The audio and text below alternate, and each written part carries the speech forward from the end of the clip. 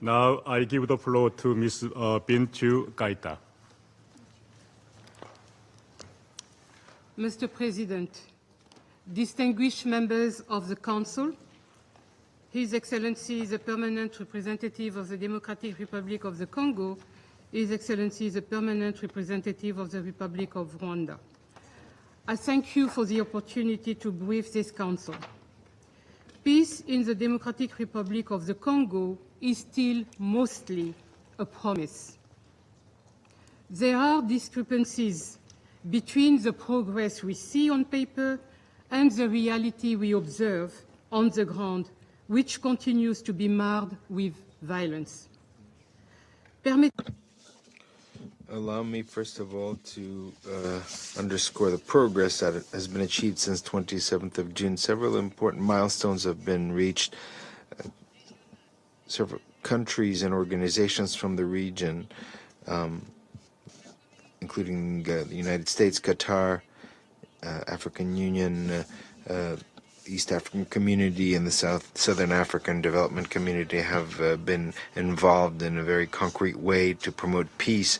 The parties to the conflict are also involved in peace negotiations. Following the signature of the Washington Agreement on the 27th of June, 2 meetings of the Joint Monitoring Mechanism and the Joint Security Coordination Mechanism were held. The negotiations in Doha have resumed. They have led to a signature in July of a declaration of principle between the government of the DRC and the AFC M23.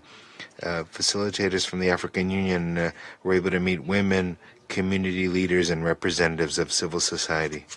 All these are essential actors to achieve an inclusive peace. However, peace has been slow to be felt on the ground. Since June, MONUSCO has recorded some 1,087 civilians killed in violence in the areas of Ituri and North Kivu, and this toll is growing day by day. Mr. President, within the country, an initiative aimed at promoting internal dialogue has been seen. Is led by the main religious confessions and supported by President Felix Tshisekedi. It has already produced concrete results. A roadmap published in August is a decisive step, expanding the civic space and strengthening social cohesion are extremely important. Without this, the general elections of 2028 will not be able to take place in an atmosphere of security and trust.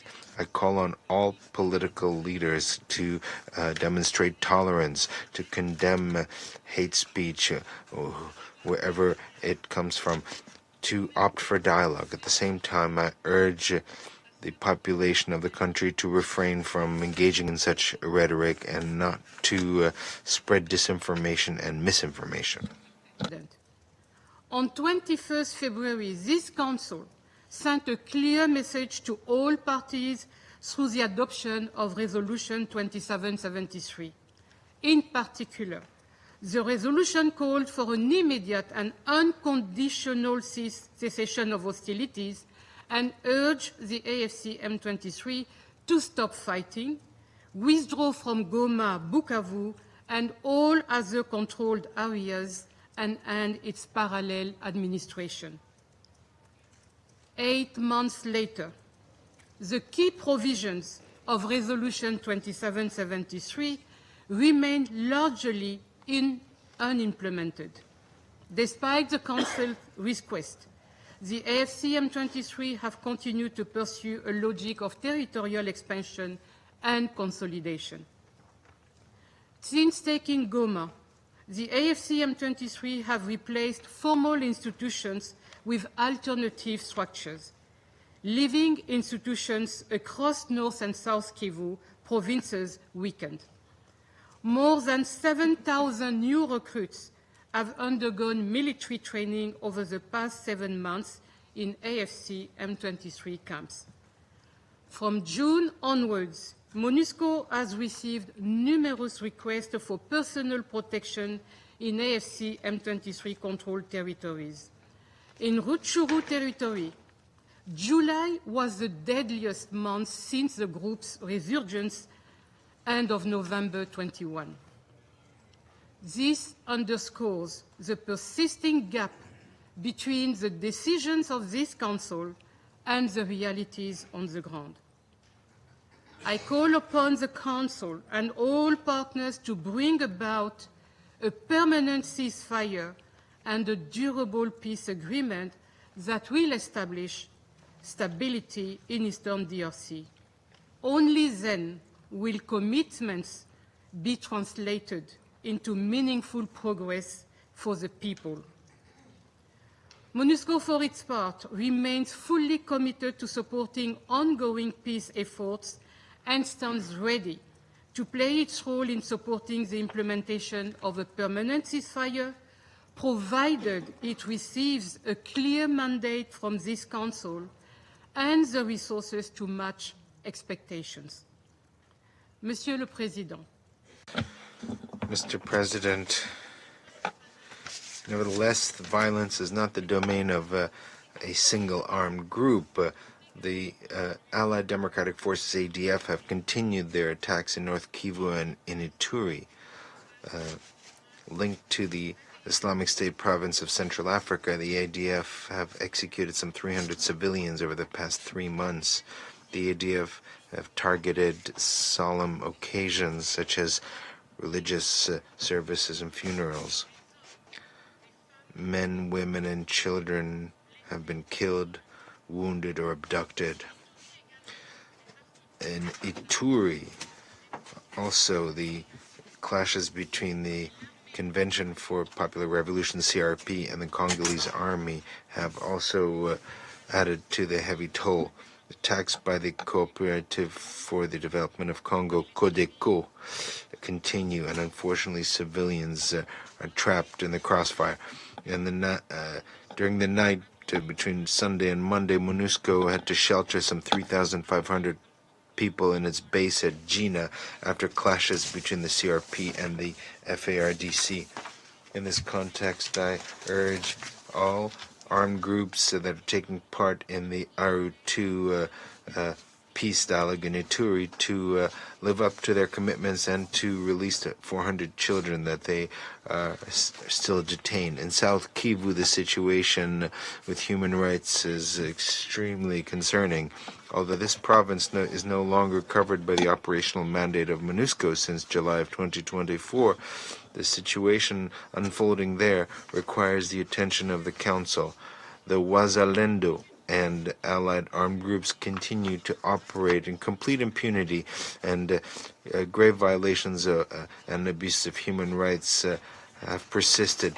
MONUSCO continues to record very serious abuses and violations, including sexual violence related to conflict. We know, however, that all the cases have not been registered. In the areas controlled by AFC M23, restrictions on the freedom of movement further reduce our ability to conduct inquiries on the ground. The joint UN Office for Human Rights must have access to these areas in order to monitor the human rights situation in conformity with the mandate entrusted to it by the Council. On this point, I would encourage the deployment of the independent fact-finding mission immediately. Although financing for it is still pending. Challenging environment restricts the mission's ability to implement its mandate. Obstacles undermine our protection efforts, especially in Goma and other areas under AFC M23 control. Fuel and food supplies are delayed. Many troop rotations are still blocked. Exhausted contingents remain in place for several months. Electricity and water cuts cripple bases and life support systems. Goma Airport is still closed. It is essential that contingent rotations resume in full, that movement restrictions be lifted, and that across access to critical infrastructure be guaranteed. Without these conditions, in Goma, MONUSCO cannot fully deliver the protection mandate entrusted by this Council. in this area. Humanitarian actors also have their own struggles, roadblocks, shrinking access, and attacks. Here lies another critical discrepancy.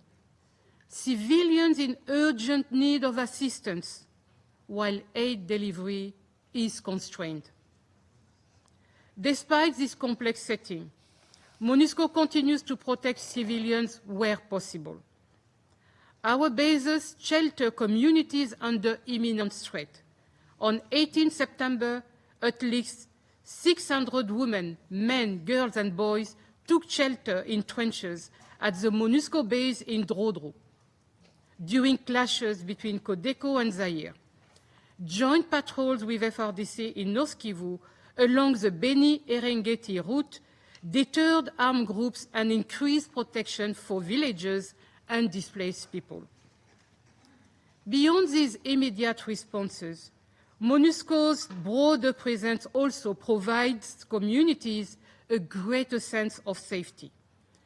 During the last visit to Eastern DRC in September of the Undersecretary General for Peace Operations, Mr. Jean-Pierre Lacroix, we witnessed firsthand how the mission's presence helps contain other attacks and offers communities much-needed respite. Peacekeepers are engaged in clearing explosive hazards, practical steps that make daily life safer for the population.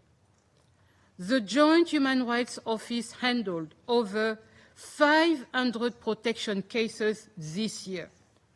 It safeguarded journalists, lawyers, and human rights defenders. It assisted almost 400 victims of conflict-related sexual violence in Goma and Bukavu.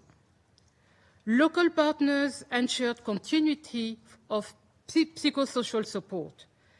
The mission activated hotlines in conflict-affected areas. Victims can now have access to urgent care.